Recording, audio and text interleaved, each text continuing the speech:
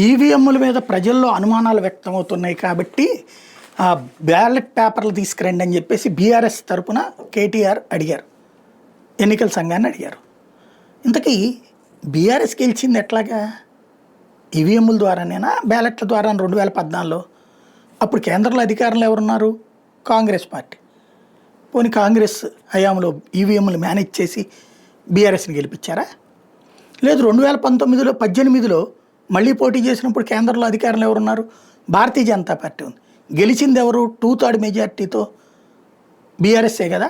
అంటే అప్పుడు ఈవీఎంలు మేనేజ్ చేసి బీజేపీ బీఆర్ఎస్ని గెలిపించిందా? బీజేపీ ఒక్క సీటే తెచ్చుకుంది.